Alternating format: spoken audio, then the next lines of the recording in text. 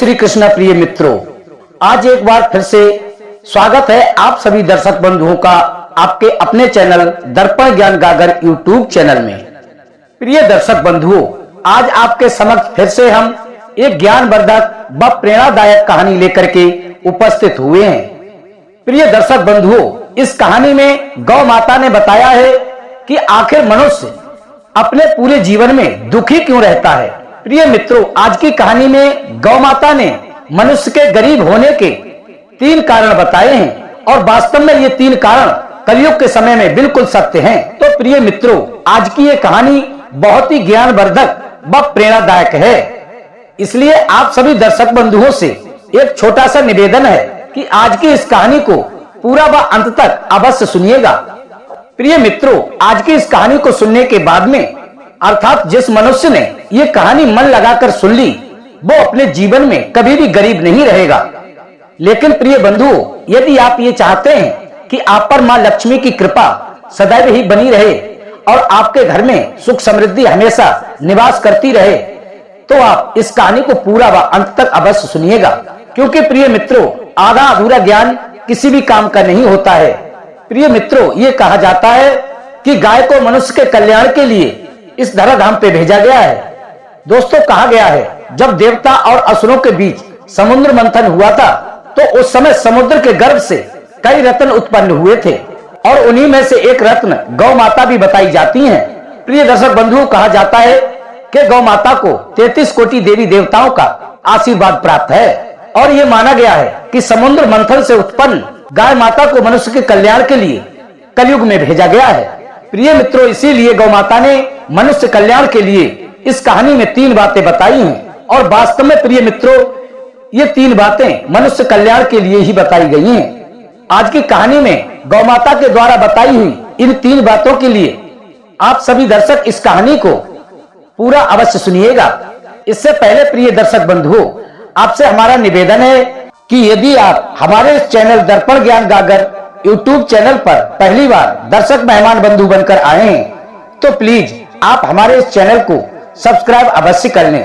क्योंकि प्रिय दर्शक बंधुओं, आपका एक सब्सक्राइब हमारे लिए बहुत ही महत्वपूर्ण है। वीडियो को लाइक करें, अच्छे कमेंट करें और बेल आइकन ऑन कर लें ताकि आने वाली वीडियो की नोटिफिकेशन सबसे पहले आपको प्राप्त हो सके और प्रिय दर्शक बंधुओं, आप उसका लाभ उठा सकें।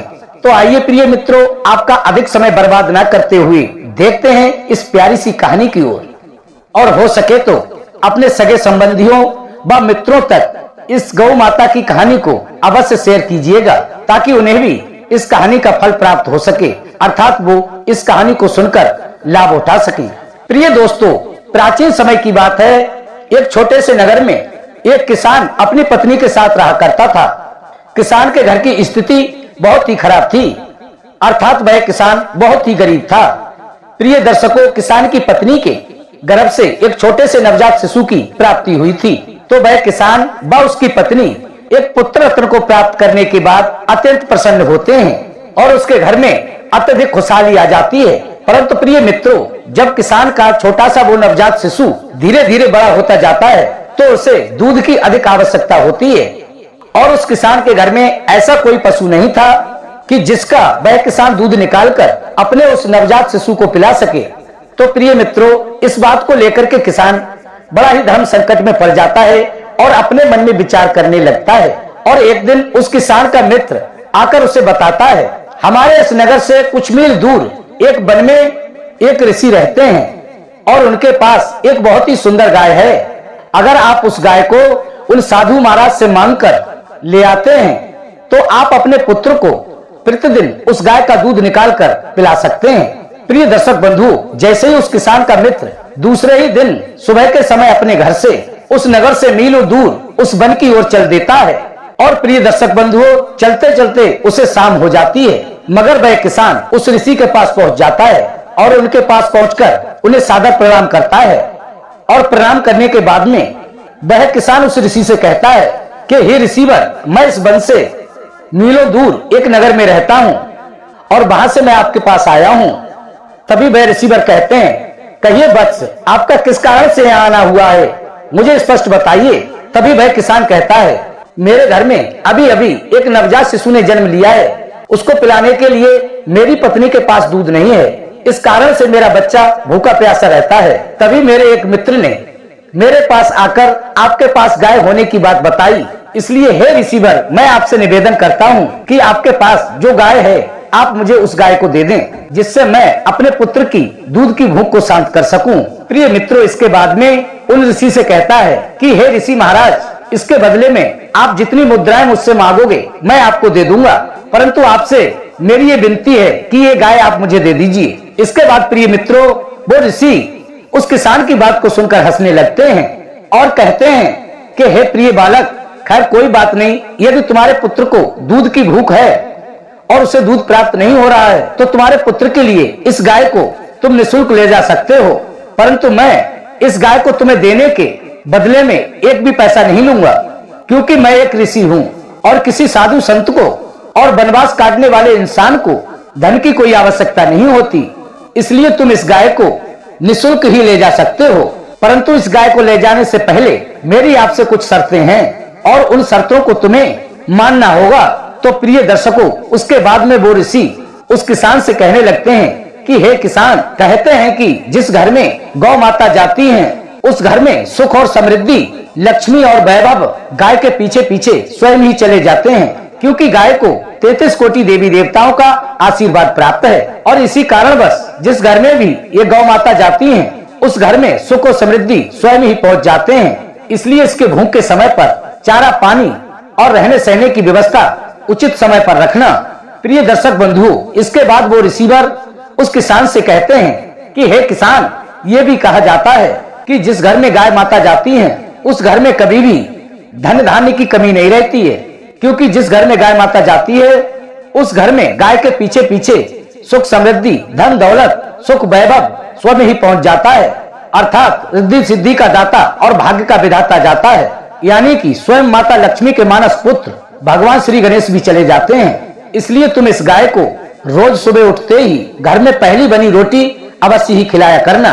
यदि तुम रोज सुबह उठते ही सबसे पहली बनी रोटी गौ माता को खिला दोगे, उससे भगवान श्री गणेश तुमसे अति प्रसन्न होंगे, जिससे तुम्हारे घर में कभी भी धन धान्य की कमी नहीं रहेगी और तुम्हारा दुर्भाग्य समाप्त होकर तुम्हें और तुम्हारे घर को सौभाग्य की प्राप्ति होगी। प्रिय दर्शक बंधुओं, उसके बाद में वो ऋषि उस किसान से कहते हैं कि हे किसान, अगर तुम इस गाय को अपने घर लेकर जा रहे हो, कहीं तुम इस गाय को अपने घर ले जाने के बाद और इसका फायदा उठाने के बाद में, यानी कि जब तक ये दूध दे और जिस दिन दूध देना बंद कर दे तो उस दिन इसे तुम छोड़ मत देना। यदि तुम ऐसा करते हो तो उसी दिन से तुम्हारे बुरे समय की शुरुआत हो जाएगी। प्रिय दर्शक बंधुओं, इतना कहने के बाद वो ऋषि उस किसान के लिए वो गाय खोल के दे देते हैं और जाने को कहते हैं और वह किसान अपने पुत्र के लिए उस गाय को लेकर अपने घर की ओर चल देता है। और जैसे ही वह किसान अपने घर आकर पहुंचता है तो वह किसान उस गाय माता को हरा चारा खिलाने लगता है और उसे एक अच्छी व स्वच्छ जगह पर बांध देता है। प्रिय मित्रों, इसके बाद में वो किसान उस गाय की खूब सेवा सत्कार करता है और वह गाय उस किसान को खूब दूध देती है और वह किसान उस गाय के द्वारा दिए हुए दूध को अपने बेटे को पिलाकर अपने बेटे की भूख शांत करता है। प्रिय दर्शक बंधुओं, जिस दिन से वह किसान उस गाय को अपने घर में रखने लगता है और उसकी देखभाल करने लगता है, उस दिन के बाद से ही उस किसान के अच्छे दिन आने लगते हैं और वह किसान देखते ही देखते पूरे ही गांव में धनवान होने लगता है और पूरे नगर में बहुत अच्छा सा एक घर बना लेता है। प्रिय मित्रों, जिस दिन वह किसान अपने किसी कार्य को लेकर अपने घर से बाहर जाता है तो वह अपनी पत्नी से इस बात को बोलकर जाता कि गाय माता को किसी भी चीज की कोई कमी नहीं होना चाहिए, उसे समय पर चारा पानी अवश्य देते रहना। ये बात वह अपनी पत्नी को भली बात समझा कर जाता था। प्रिय मित्रों, इस प्रकार वह किसान उस गौ माता की खूब सेवा पानी किया करता था, अर्थात खूब अच्छे से देखभाल किया करता था। प्रिय दर्शक बंधुओं, एक दिन की बात है, वो गौ माता एक दिन दूध नहीं देती हैं। जिस दिन वह गाय दूध नहीं देती है तो वह किसान कुछ नहीं सोचता है और अपने मन में सोचने लगता है कि हो सकता है गाय ने किसी कारणवश दूध नहीं दिया हो सकता है इसे खिलाने पिलाने में कोई कमी रह गई हो, इसलिए गौ माता दूध नहीं दे रही है। और फिर जैसे ही दूसरा दिन आता है तो उस दिन भी वो गौ माता दूध नहीं देती हैं और देखते ही देखते वो गौ माता बिल्कुल भी दूध देना बंद कर देती हैं। प्रिय दर्शकों, जैसे ही वो गाय दूध देना बंद कर देती हैं, तो प्रिय बंधुओं, उस किसान का गाय की ओर से धीरे धीरे लगाव कम होने लगता है और गाय के पास आना जाना भी छोड़ देता है और अब ना ही उस गाय के चारे पानी का ध्यान रखता है। वो किसान स्वयं तो खाना खा लेता है, लेकिन गाय को चारा पानी देने का वो बिल्कुल भी ध्यान नहीं रखता है। प्रिय दर्शकों, उसके बाद में जब गाय माता को समय पर भोजन पानी नहीं मिलता है, तो वो गौ माता अत्यधिक कमजोर हो जाती है और फिर एक दिन वो किसान गौ माता के पास आता है और गाय माता को देखकर बहुत क्रोधित होता है और उस गाय को अपने स्थान से खोलकर जंगल की ओर ले जाने लगता है और जंगल में जाकर उन गौ माता को छोड़ देता है। उसके बाद प्रिय मित्रों, जब वह किसान गौ माता को जंगल में छोड़कर अपने घर वापस आ जाता है, तो उस किसान का जो पुत्र था वह अचानक से बीमार हो जाता है। अब प्रिय बंधुओं, जैसे ही वो किसान का पुत्र बीमार हो जाता है, अब प्रिय दर्शक बंधुओं, जैसे ही वो किसान का पुत्र बीमार हो जाता है, तो उस समय उस किसान के पास बहुत सारा धन इकट्ठा होता है। तो वह किसान तुरंत अपने पुत्र के लिए लेकर एक अच्छे से वैद्य के पास पहुंचता है और वैद्य के पास ले जाकर और उस वैद्य से कहता है कि हे वैद्य जी, मेरे पुत्र का स्वास्थ्य अत्यधिक खराब हो रहा है। आप चाहे जितना धन ले लेना, लेकिन मेरे पुत्र को स्वस्थ अवश्य कर दो और मेरे पुत्र को कुछ भी नहीं होना चाहिए। अब क्या होता है प्रिय दर्शक बंधुओं, उस किसान के पुत्र की हालत दिन ब दिन बिगड़ती जाती है और वह वैद्य उस किसान से कहता है कि आपके पुत्र को ठीक करने के लिए बहुत सारा धन लगेगा। तो वो किसान कहता है, कोई बात नहीं वैद्य जी, आप इलाज करिए, जितना आपको धन चाहिए वो मैं दूंगा। और धीरे धीरे करके वो वैद्य जी उस किसान का सारा धन ले लेते हैं, अर्थात वो सारा धन उसके पुत्र के इलाज में लग जाता है। उसके बाद भी उसके पुत्र के स्वास्थ्य में कोई भी सुधार नहीं आता है। प्रिय दर्शक बंधुओं, किसान का इतना सारा धन लगने के बाद भी उसके पुत्र का स्वास्थ्य ठीक नहीं हो पाता है और अंत में वह वैद्य उस किसान से और अधिक धन लाने के लिए कहता है। तो वह किसान अपने द्वारा बनाए हुए घर को भी बेच देता है। लेकिन प्रिय बंधु, उस किसान के पास अब धन तो रहा नहीं था, वो सारा धन उसके पुत्र के इलाज में लग चुका था। तो अब वो करे तो करे क्या। प्रिय मित्रों, जब वह किसान कहीं से भी पैसे की व्यवस्था नहीं कर पाता है, अर्थात उसे कहीं से धन नहीं मिलता है, तो वह अपने द्वारा बनाए हुए उस सुंदर से मकान को भी बेच देता है और अपने पुत्र के इलाज में लगा देता है। प्रिय दर्शकों, उसके बाद में वह किसान पूरी तरह से बर्बाद अर्थात कंगाल हो जाता है। लेकिन प्रिय बंधुओं, इतना सब करने के बाद उसका पुत्र ठीक हो जाता है और वह किसान अपने स्वस्थ पुत्र को लेकर घर आ जाता है। तो उसके पास रहने के लिए कोई घर नहीं होता है, क्योंकि वह किसान घर तो अपने पुत्र के इलाज के लिए बेच चुका था और ना ही खर्च करने के लिए उसके पास धन बचता है। अब प्रिय दर्शक बंधुओं, वह किसान पूरी तरह से कंगाल हो जाता है। अब ना उसके पास रहने के लिए जगह बचती है और ना ही खर्च करने के लिए पैसा। अब लाख सोचने के बाद भी जब उस किसान की कुछ भी समझ में नहीं आता है, तो वह किसान अपने पुत्र को लेकर जिस झोपड़ी में गाय को बांधता था वहीं पर लेकर चला जाता है और वहां पहुंचकर जोर जोर से डीक फोड़ कर रोने लगता है और अपने मन में बहुत ही दुखी होता है। प्रिय दर्शक बंधुओं, इसके बाद में वो किसान समझ जाता है कि ये सब मेरे कर्मों की वजह से ही हो रहा है। प्रिय मित्रों, अब उस किसान को एहसास हो जाता है कि मैंने उस गौ माता को छोड़ा है, उसी दिन से मेरे घर में संकट व कलेशों का आगमन हो गया है। यही सब सोचते हुए वह किसान उस गौ माता को ढूंढने के लिए जंगल की ओर निकल जाता है और जंगल की ओर जाकर देखता है तो उसे वो गौ माता नजर आ जाती हैं। तब वह किसान गौ माता के पास भागकर जाता है और घुटनों के बल बैठ जाता है, हाथ जोड़कर गौ माता से क्षमा याचना करने लगता है। प्रिय दर्शक बंधुओं, उस किसान की इस प्रकार विनती करने पर वो गौ माता उस किसान से कहती है कि हे बालक, जैसा करोगे ठीक वैसा ही पाओगे। प्रिय मित्रों, उसके बाद वो किसान उन गौ माता से माफी मांगने लगता है कि हे गौ माता, मुझे क्षमा कर दो, मुझसे बहुत बड़ी भूल हो गई कि जब तक आप दूध देती रही तब तक मैं आपका दूध खाता रहा और जब आपने दूध देना बंद कर दिया तो मैंने आकर के आपको इस निर्जन वन में छोड़ दिया। मुझसे बहुत बड़ा अपराध हुआ है मेरी माँ, मुझे क्षमा कर दो।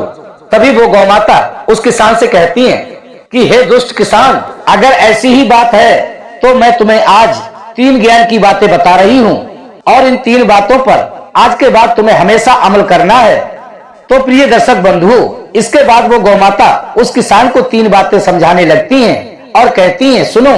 नंबर 1, कभी भी किसी मनुष्य को अपने मित्र के साथ छल नहीं करना चाहिए, क्योंकि जो मनुष्य अपने मित्र के साथ छल करता है या फिर किसी अन्य व्यक्ति के साथ छल करता है या फिर उसका शोषण करता है, उसकी मजबूरी का फायदा उठाता है, वह इंसान अपने जीवन में कभी भी सुखी नहीं रह पाता है। क्योंकि जो मनुष्य दूसरे मनुष्य के भाग का छीन कर खाता है, वो भोजन उसको कभी भी सद्बुद्धि प्रदान नहीं करता है।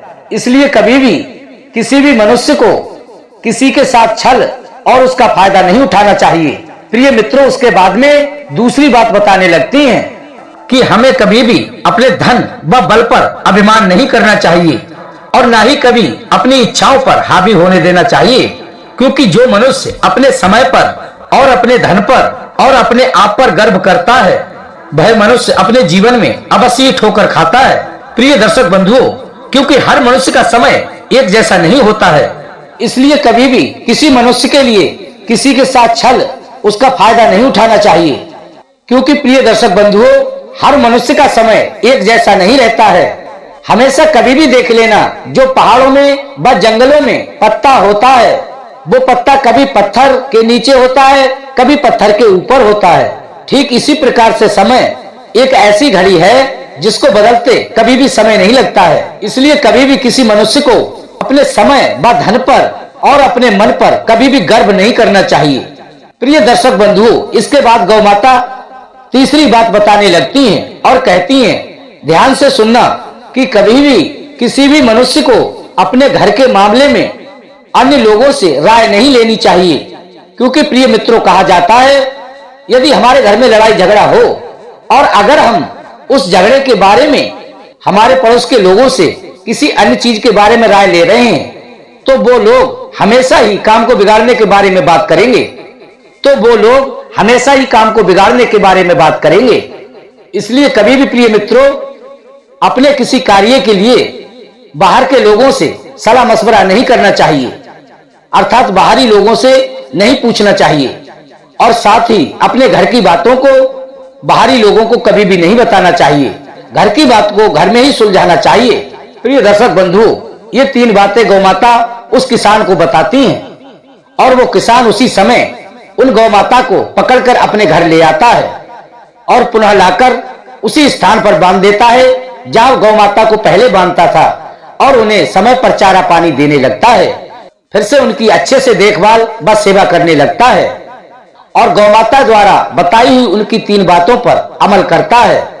और प्रिय दर्शक बंधु, देखते ही देखते वह किसान फिर से धनवान हो जाता है और फिर से उसका सोया भाग जागने लगता है। तो प्रिय दर्शक बंधुओं, ये थी आज की हमारी छोटी सी कहानी। कैसी लगी कमेंट द्वारा आप हमें अवश्य बताएं। फिर मिलेंगे एक नई ज्ञानवर्धक चर्चा के साथ। प्रिय दर्शक बंधुओं, यदि आपने अभी तक हमारे चैनल को सब्सक्राइब नहीं किया है तो प्लीज आप हमारे चैनल को सब्सक्राइब कर लें, वीडियो को लाइक करें, अच्छे कमेंट करें और हमारी इस वीडियो को अपने सगे संबंधियों व यार दोस्तों तक शेयर अवश्य करें। प्रिय मित्रों, फिर मिलेंगे। राधे राधे, जय श्री कृष्णा।